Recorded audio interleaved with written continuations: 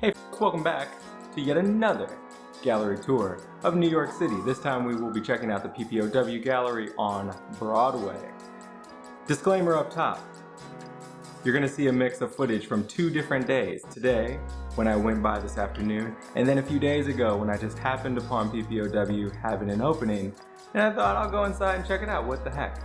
Now y'all know I don't normally do this, get footage from an opening night to show you, because frankly, who are you gonna network with? It's not a great medium for you to mix and mingle, you know, the video? I don't know.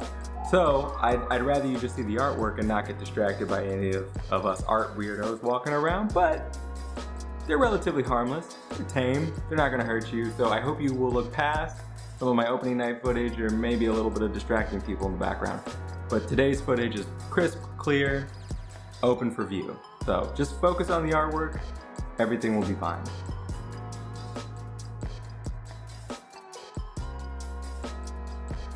Today's artist is Agee. Oh my goodness, a ceramic powerhouse. She knows her way around the ceramic studio. These themes come from her body of work, Madonnas of the Girl Child. But we can talk about her skill in a moment because, believe me, the skills are so real. But for now, let's focus on the themes in the work. You'll notice right out the gate that these works are based on the relationships between mothers and daughters. There is a very maternalistic quality to this show overall. This series was inspired by a more modern take on biblical notions of maternal care for a child. You know how you normally see the Christ child, the baby Jesus, kind of frail, pale, and male, right? Well, Anne is considering the mother and daughter relationship, giving a sense of vitality and uniqueness to these forms. Her aim is to enliven the sense of individuality within these figures, suggesting that these women, these young women, these girls, have lives that are far more interesting than one might originally surmise. The inspiration for this work, for Anne's work, was inspired by salt containers, old, dated, historic salt containers that she spotted in Florence, Italy. There's a collection of them that gave shape to this burgeoning idea around maternalistic, biblical rewriting of the story.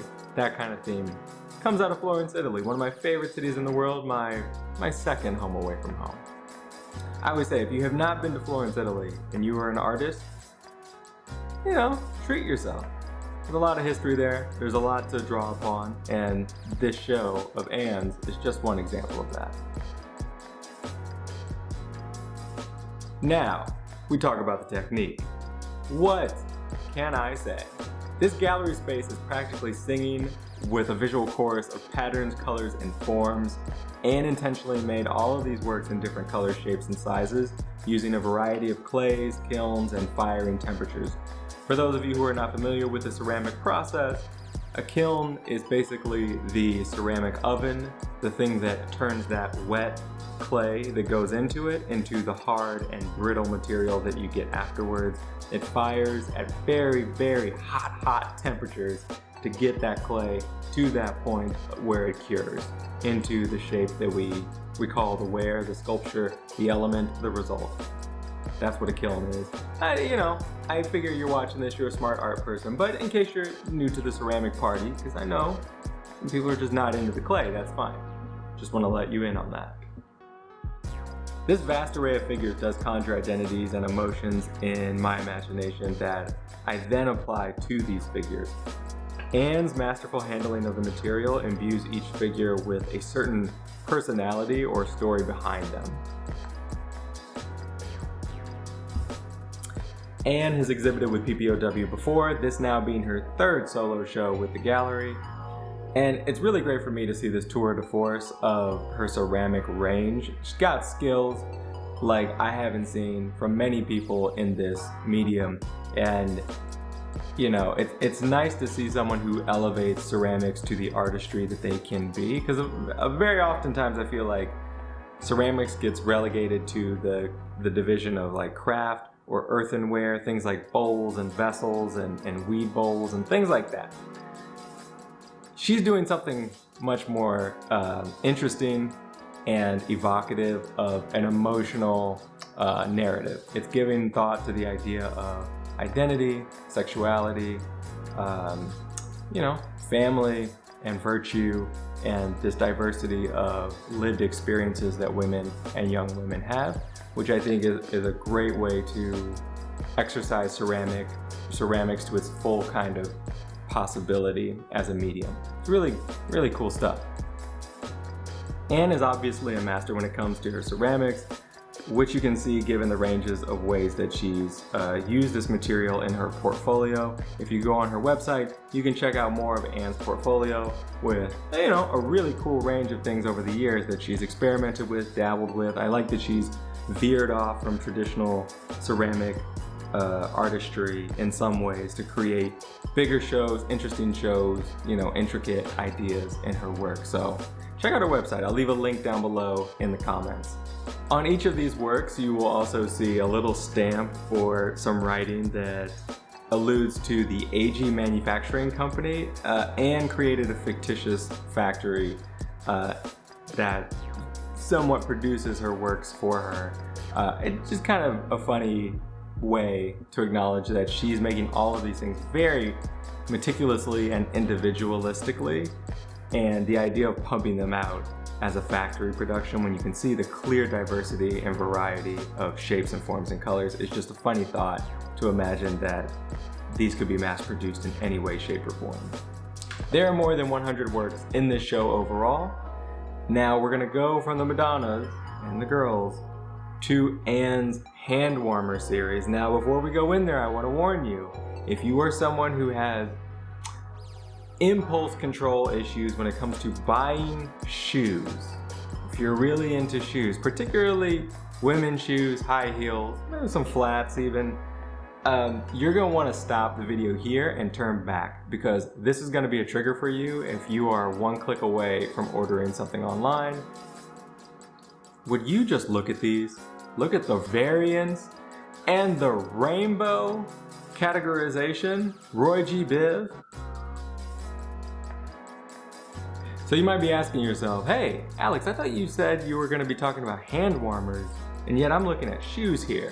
What gives? Well, let me tell you, young blood. Back in the day, 17th, 18th century, circa thereabouts, Florence, Italy, had a little, you know, no heating problem. They just didn't have the means to keep the chilly palace walls warm. And so people, mostly women, had these ceramic vessels like you see here in the shape of shoes. They'd fill the vessel with hot water and hold it in their hands, thereby warming their hands in those cold, cold palazzo walls. Florence, Italy strikes again with the history and the knowledge. I'm telling you, Tuscany, crown jewel of Italy. Go check it out. Now you might be asking yourself, why did they make them in the shape of shoes? For that, I don't have a great answer for you. I mean, they could have just made it any old shape to keep them warm, but if it were me and I was gonna do this project of hand warmers, I would probably want a pair of LeBrons I could just hold to keep me warm at night, you know? I mean, there's no reason you can't have nice things with utility. I'm just saying. I love going into a space where I can see an artist really giving a damn about every element of the production process and leaving it with the consideration it deserves. She really cranked the beauty level up to 11 with this one. I thought Anne's exhibition is just premier, top notch. This is a good one, and that's why I went twice.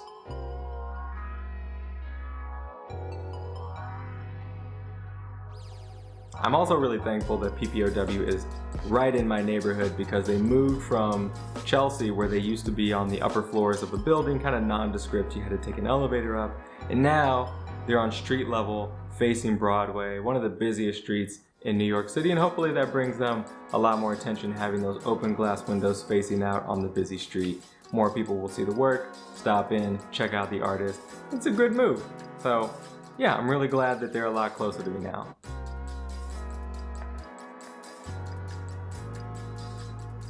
There is a third room in the back of this gallery that I think is worth noting, because there's a few really nice artists on display there as well. So I just want to briefly highlight their work. You can check it out here. These interesting little dap daddies right here are by artist Guadalupe Maravilla.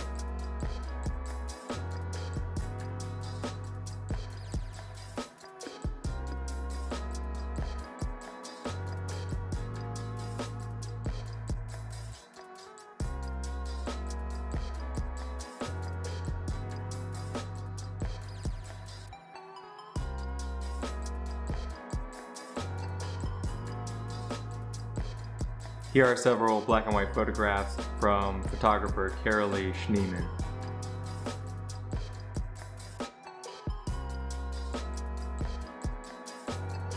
This is Martin Wong using acrylic on canvas.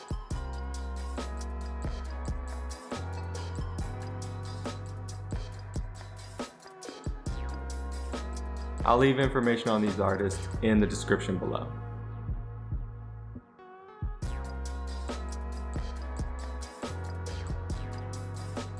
Folks, as always, it's a pleasure being with you on this gallery venture. Thank you for being here, and if you want to see more videos like this, hit the subscribe button. If you liked Anne's work that you saw today, give a thumbs up. She'd appreciate it. So would I. And until next time, as always, you know what to do. Stay creative.